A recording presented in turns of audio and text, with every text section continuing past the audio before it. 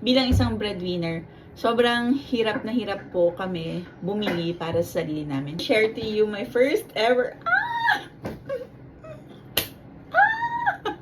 artehan. My first ever. Hi guys, nasa gas tayo ngayon. So, yes. Hindi kasi last time nag-promise akong bibili ako ng gas. So, eto na yung araw ng pre-namis ko. Lagi kitang nung nakaraan man, nakita din kita dito. Yeah, nag-ikot-ikot ako. Sabi ko, i-manifest natin na baka bili ng mas mamahalin. Hindi pwedeng laging ano tayo. Kaya nga ma'am. Kose. So, you, ayan, ano po yan? Kita natin yan sa TikTok. Salamat TikTok. Love you. Amazing talaga at na-bless tayo para bilhin dito sa Guess guys. Sa susunod iba naman ang bilhin natin sa ibang store. Hi guys! This is Doc Kulot. Naalala niyo po ba yung few weeks back, I think I posted something about the reason I cannot buy things that I think are expensive because I kept missing looking at it. I mean, lagi kong tinitingnan yung mas cheaper, so yung tendency na bibili ko yung mas mura. So kapag mahal, parang ino-automate ko siya sa utak ko na, hindi, huwag ka nang pumunta doon, mahal.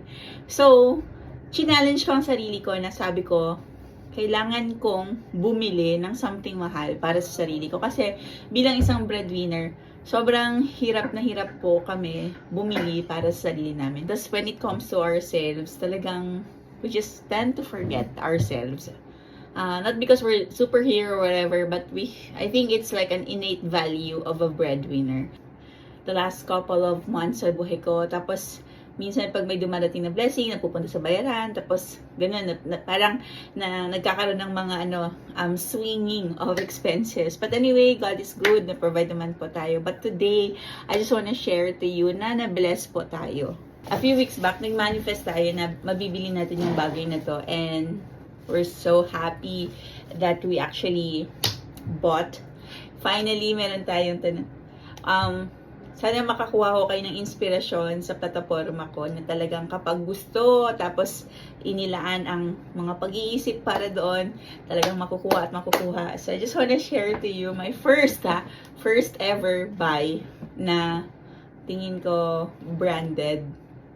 So siguro sa mga iba hindi siya branded, but for me, kasi hindi naman ako mahilig sa branded. Napupunta kasi ako sa mga mas cheaper. Kung pwede pa nga buy one take one ang mabili. Share to you my first ever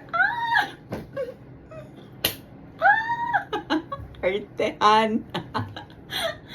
My first ever na hindi siya gift. Kasi kadalasan po, nireregaluhan po ako or kadalasan napapass on po sa akin yung mga hindi nagamit na ng... May mga friends po akong, alam mo yun, medyo may kaya sa buhay. Tapos kapag hindi na nila talagang ginagamit, napupunta sa akin. So, pero sa pagkakataong ito, ako po talaga ang bumili. At talagang, I'm so happy to share to you my first ever. Kanina pa talaga to. Dahil parang feeling ko minanifest natin siya at lahat-lahat. Sabay-sabay tayo nag-manifest. So today, share ko sa inyo po ang first ever buy ko ng Guess. Ayan. Ayan, si Madam J-Lo pang nandyan. Hi, Madam J-Lo. Charot. So guys, alam ko hindi to mahal ha. Alam ko para sa iba siguro mura to. Pero for me na hindi po kadalasan pumupunta sa mga ganitong brand. Kasi syempre, kung ganitong brand, tas may mas cheaper, dun ako sa cheaper. So, first time kong bumili guys na talagang itong brand na to. Ano po to? Katas po ito ng Yellow Basket ko. So, salamat po sa lahat ng sumuporta sa Yellow Basket ko. And I'm so happy that I get to share this opportunity with you all. Because the more kasi siya sinasabi, the more nangyayari. A lot of you are also praying with me. Alam niyo yun? Nagdadasal kayo with me. So, parang feeling ko, nangyayari yung mga bagay-bagay sa buhay ko kasi maraming nagdadasal kasama sa akin. Ta-da!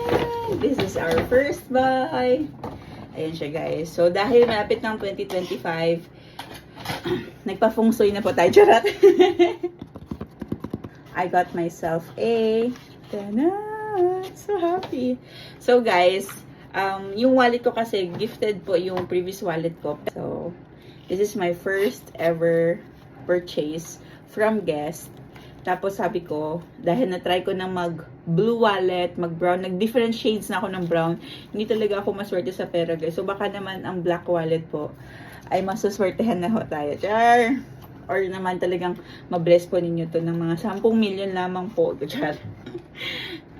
So, sana po mabigyan ako ng more opportunities to work at talagang malagyan ho natin ito. Ayan. Para sa iba, mura lang to. Pero my God, for someone like me na talagang nag-effort, mahal po to. So, maraming salamat for supporting the Doc Kulot page. And here we are, from posting, manifesting to here.